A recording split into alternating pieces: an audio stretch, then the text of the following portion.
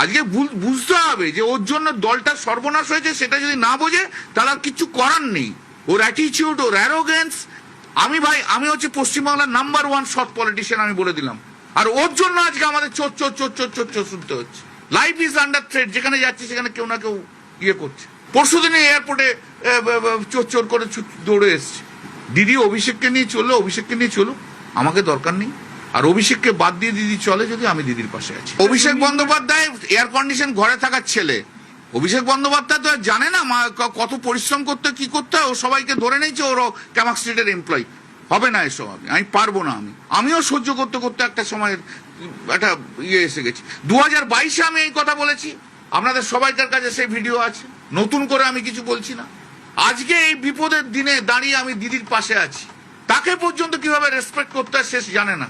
সে যদি না জানে আর তাকে জানতে হবে না। আর মমতা দিও বেছে নিক, কি করবে? অভিষেককে নিয়ে থাকবে, না আমার মতো যারা অভিষেকের প্রতি যারা ক্ষুব্ধ তাদের নিয়ে থাকবে? This is hard decision to take. গৃহদাহ চরমে বলা যেতে পারে। অভিষেককে অল আউট আক্রমণ কল্যাণের, অর্থাৎ অভিষেক বন্দ্যোপাধ্যায়কে কল্যাণ বন্দ্যোপাধ্যায় অল আউট আক্রমণ করছেন। বলছেন তাকে ডাস্টবিন হিসেবে ব্যবহার করা হয়েছে। বর্ষিয়ান আইনজীবী বলছেন একজন বর্ষিয়ান আইনজীবীর সঙ্গে কথাও বলতে জানেন না। এত ঔদ্ধত্য যে সময় থেকে শিক্ষা পায়নি, মারাত্মক মারাত্মক অভিযোগ করছেন একের পর এক কল্যাণ বন্দ্যোপাধ্যায়। এবং খেদের সঙ্গে, ক্ষোভের সঙ্গে তিনি বলছেন, বলার সময় যে তিনি তো ক্যামাক স্ট্রিটের কর্মচারী নন যে তাকে এইভাবে তার সঙ্গে কথা বলা হবে।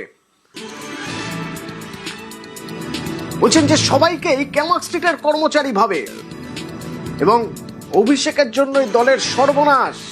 পাশাপাশি আলটিমেটাম দিচ্ছেন মমতা বন্দ্যোপাধ্যায়কে, হয় অভিষেকের ফরে থাকতে হবে, তা না হলে তার মতো অর্থাৎ কল্যাণ বন্দ্যোপাধ্যায়ের মতো যারা অভিষেককে পছন্দ করছেন না, অভিষেকের কাজ পছন্দ করছেন না, তাদের হারাতে হবে।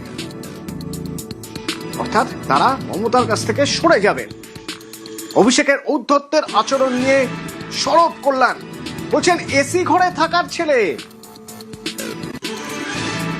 ওর জন্য চোর চোর স্লোগান শুনতে হচ্ছে বলে দাবি করছেন কল্যাণ। এবং সবশেষে সেই আলটিমেটাম, দিদি অভিষেককে নিয়ে চললে চলুন, কল্যাণকে দরকার নেই। শুনুন।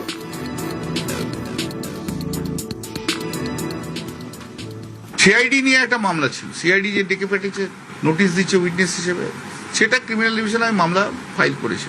গত শুক্রবার দিন ভেকেশন বেঞ্চে মামলাটা ছিল, 221 আইটেম। ওই 214-15 পর্যন্ত হলো, তারপর তো ম্যাটার রিচ করলো না। তখন আমি মেনশন করলাম। মেনশন করার পরে জজ সাহেব আমাকে বললো বুধবার দিন মামলাটা থাকবে। তো বুধবার দিন মামলা থাকবে, কালকে সকালে মামলা ছিল না লিস্টে। মঙ্গলবার দিন থেকে জানো তো সার্চ হয়েছে অনেক ক্যামাক স্ট্রিটে, তারপর দিদির অফিসে, সেখানেও আমি উপস্থিত ছিলাম, অনেক দেরিতে গেছি। কালকে জাস্টিস কৌশিক চন্দ্র ঘরে মেনশন করে আমি বললাম যে ম্যাটারটা খুব আর্জেন্ট, আমার সার্চ হয়েছে, এ হয়েছে, তুমি মামলাটা নাও। তখন জজ সাহেব বললো ঠিক আছে মিস্টার বন্দ্যোপাধ্যায়, আমি কালকে নেবো। আমি খুবই অসুবিধার মধ্যে রয়েছে, যে কোনো মুহূর্তে অ্যারেস্ট হয়ে যেতে পারে। বললো আমি কালকে নেবো, তুমি সকালে এসো, মামলা কালকে আমি নেবো। এবারে আমি এখানে চেম্বারে বসে আছি, বেলা 12:30টার সময় একজন লয়ারকে পাঠিয়েছে, আগে সঞ্জয় বসুর সঙ্গে ছিল অ্যাকুইলার। সে এসে বলে একটা রিট পিটিশন ফাইল হচ্ছে সার্চ নিয়ে, সার্চ অ্যান্ড। তোমরা রিট পিটিশন সার্চ নিয়ে ফাইল করলে, আর সার্চটা তো আমার subject matter of the criminal division. তো আগে সার্চ ইলিগাল কি লিগাল তার ভিত্তিতে তো জজ ওখানে অর্ডার দেবে, সেটা সাবজেক্ট ম্যাটার হয়ে গেল আমার। তো আমি ওখানে অ্যাফিডেভিট করছি, তো তোমরা একবার কেউ আমাকে জানালে না রিট পিটিশন ফাইল করেছো? বলে না, ওপর থেকে ইনস্ট্রাকশন এসছে। না, কিশোর দত্ত করছে, আমরা করুক কিশোর, তাহলে কোনো অসুবিধা নেই আমার। কিন্তু তোমরা আমাকে দেওয়ার মামলা করো, কারণ তোমাদের যখন ডিফারেন্ট ওপিনিয়ন, ডিফারেন্ট লোকের রয়েছে, তাহলে আমাকে করার দরকার নেই। আমাকে ডাস্টবিন হিসেবে ট্রিট করো না, আমাকে বলে দাও ঘন্টাখানেকের মধ্যে আমি করবো কি করবো না, কিছু জানাইনি।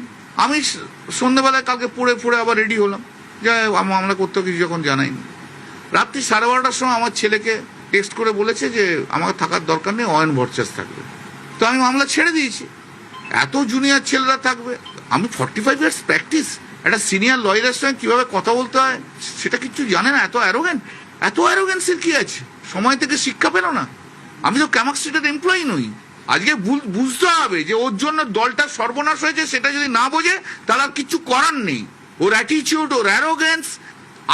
আমি হচ্ছে পশ্চিমবাংলার নাম্বার 1 সৎ পলিটিশিয়ান, আমি বলে দিলাম। আর ওর জন্য আজকে আমাদের চোর চোর চোর চোর চোর চোর শুনতে হচ্ছে। লাইফ ইজ আন্ডার থ্রেট, যেখানে যাচ্ছে সেখানে কেউ না কেউ ইয়ে করছে। পরশুদিনে এয়ারপোর্টে চোর চোর করে দৌড়ে এসছে। দিদি অভিষেককে নিয়ে চললো, অভিষেককে নিয়ে চলুক, আমাকে দরকার নেই।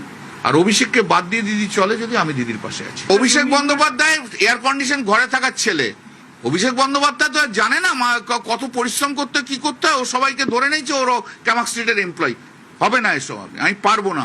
আমিও সহ্য করতে করতে একটা সময়ের একটা ইয়ে এসে গেছি। 2022-এ আমি এই কথা বলেছি, আপনাদের সবাইকার কাছে সেই ভিডিও আছে, নতুন করে আমি কিছু বলছি না। আজকে এই বিপদের দিনে দাঁড়িয়ে আমি দিদির পাশে আছি। তাকে পর্যন্ত কিভাবে রেসপেক্ট করতে হয় সে জানে না। সে যদি না জানে আর তাকে জানতে হবে না।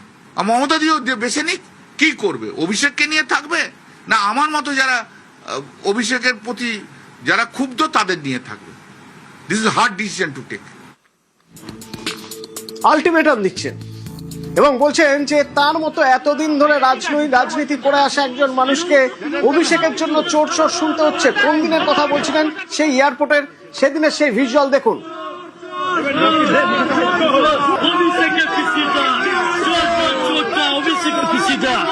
অভিষেকের পিসি চোর, চোর, উনি তৃণমূলের সব থেকে বড় চোর, সব থেকে বড় চোর কল্যাণ বন্দ্যোপাধ্যায়। কল্যাণ সবাই চোর, তৃণমূলের সবাই চোর।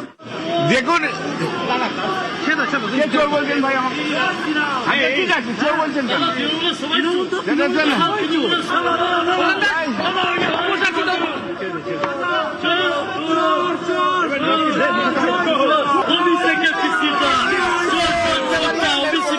কেন বলছেন? তখন সবাই বলছে তৃণমূলের সবাই চোর। আজ কল্যাণের অভিযোগ অভিষেক বন্দ্যোপাধ্যায়ের জন্য এতদিন ধরে রাজনীতি করে তাকে চোর চোর শুনতে হচ্ছে। দেখুন কল্যাণের পাশে দাঁড়িয়ে সরব কুণাল ঘোষ।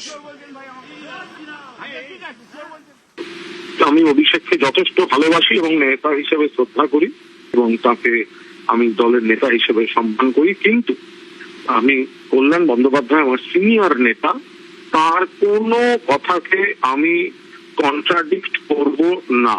একাধিক অ্যাসাইনমেন্ট দেওয়া হয়েছে, খুব সাকসেসফুলি সেই অ্যাসাইনমেন্ট গুলো করার পর তারপর আচমকা সেখান থেকে সরিয়ে সম্পূর্ণ অন্য লোককে দায়িত্ব দেওয়া হয়েছে। তার ভরপুর ডুবিয়েছে, আলাদা আলাদা মিটিং করে অন্য দলের পৃষ্ঠপোষকতা নিয়ে বিপ্লব না করে কার বাড়িতে বৈঠক, তখন মনে হয় যেন উদ্দেশ্যটা অন্য। তখন আমরা অভিষেকের কাঁধে বন্দুক রাখছি। কিন্তু কল্যাণের যে পদ্ধতিটা যেভাবে বলছেন, তিনি কিন্তু অন্য কোনো দলের সঙ্গে তার কোনো যোগাযোগ রেখে তিনি এই কাণ্ডটা করেননি। ফলে এই দুটোর মধ্যে কিন্তু তফাৎ আছে।